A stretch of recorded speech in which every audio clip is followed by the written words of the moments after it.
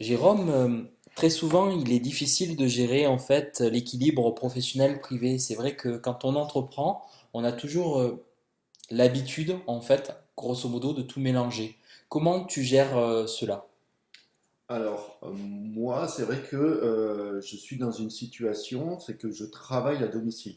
Donc, il y a ceux qui ont leur propre bureau, donc eux, bah, quand ils rentrent à la maison, bah, ils peuvent couper, on va dire.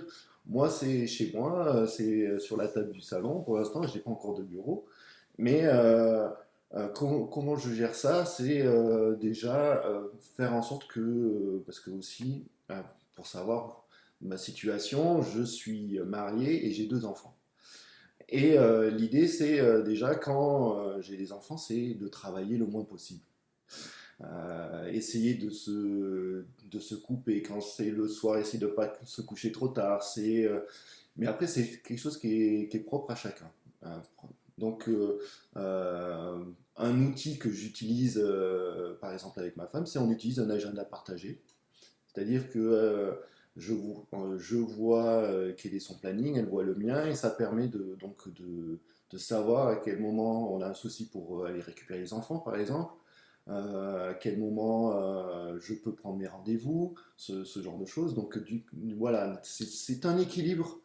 Cet équilibre, il n'est pas forcément évident, je dirais, il est propre à chacun, parce qu'il y en a qui vont travailler le week-end, euh, il y en a qui vont travailler tout le temps et il y en a qui vont faire en sorte de vraiment couper. Et après, ça dépend aussi du métier que l'on fait. Si on a un métier plus intellectuel, un métier plus manuel, c'est pas la même chose. Voilà. Donc après, voilà, cet équilibre-là, je pense qu'elle est propre à chacun. Et moi, dans mon cas, ben, on a réussi à trouver un équilibre avec ma femme. Et en fait, c'est une, on s'est créé des codes avec ma femme et mes enfants. C'est quand je ferme la porte du bureau, ben, ils savent qu'il ne faut pas faire de bruit parce que j'ai un appel important. C'est tout ce genre de choses qu'on peut faire. Qu'on peut faire, mais en fait, le truc, c'est qu'on est obligé d'impliquer un petit peu toute sa famille. Et, et donc, cet équilibre-là, il viendra du fait que la famille se sente impliquée aussi dans le projet de vie de l'entreprise. Voilà. Merci beaucoup, Jérôme.